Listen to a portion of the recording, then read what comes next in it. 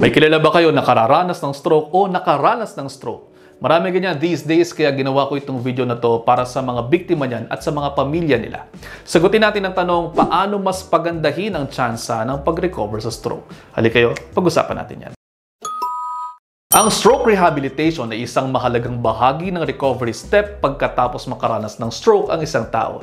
Depende sa klase, sa tindi at sa kung saan tumama ang stroke sa utak ng isang tao, maaaring makatulong ang rehabilitation para sa movement, speech, strength at tasks of daily living. Unang-una, pinakamahalaga, physical activity. Mayroong mga exercises na ituturo sa inyo ng inyong mga physical therapists at rehab experts sa paggawa ng mga motor skill exercises. Pwedeng assisted muna po yan. Ibig sabihin, tutulungan ng caregiver ang pasyente upang itaas at ibaba o ikot ang bahagi ng katawan depende sa natural na range of motion ng bahagi ng katawan.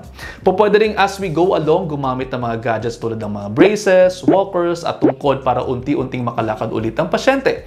Marami pa yan pero i-digest nyo muna yan. Pangalawa, cognitive and emotional activities. Merong mga therapy na ginagawa para sa speech at social skills lalo kung naapektuhan ng stroke ang kakayanan ng pasyente sa pagsasalita. Bukod dyan, kailangan din ng tamang psychological evaluation, support and treatment dahil maaaring nagbabago ang timpla ng emosyon dahil sa pagbabagong nangyayari sa buhay ng tao. Merong mga counseling na pwedeng ibigay sa pasyente at kanyang pamilya, pwede rin yan by group para makakuha din ng ibang mga insights sa mga ibang pamilya na nagkaroon ng kaparehong pinagdaraanan. Pangatlo, pagkain. Malaki ang halaga ng tamang pagkain sa mga na-stroke na pasyente. Hindi dapat sinasabihan na kainin mo na ang lahat ng kahit na anong gusto mo dahil may mga pagkain nakakapagpalala ng mga root cause ng mga sakit na yan. Related kasi ang stroke sa hypertension, sa diabetes at iba pang mga sakit. Kaya kung hindi natin isasaalang-alang ang mga sakit na yan at pakakainin na lamang natin basta-basta, pwedeng mapalala nito ang kondisyon ng pasyente.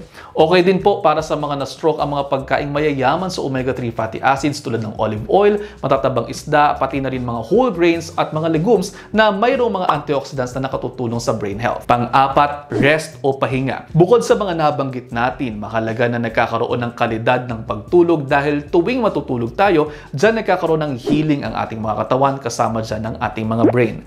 Pansinin po ninyo kapag hindi kayo nakakatulog ng maayos po pwedeng antukin o drowsy ang isang tao sa buong araw.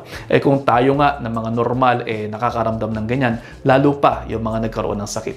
Kaya pinakamainam na nakikipagtulungan sa inyong mga doktor para sa pangangalaga natin sa mga may sakit o kung tayo mismo ang may sakit. Mainam na mayroon tayong tinatawag na shared decision making pagdating sa inyong mga kalusugan dahil hindi naman magandang doktor nyo lamang ang nagdidesisyon para sa mga buhay ninyo.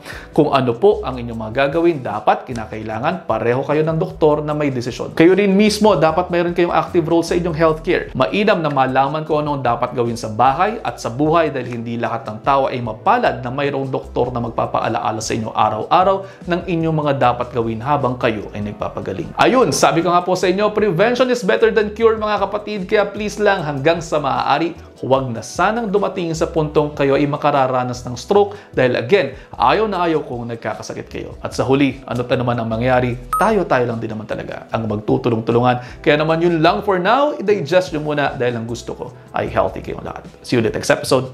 Ingat!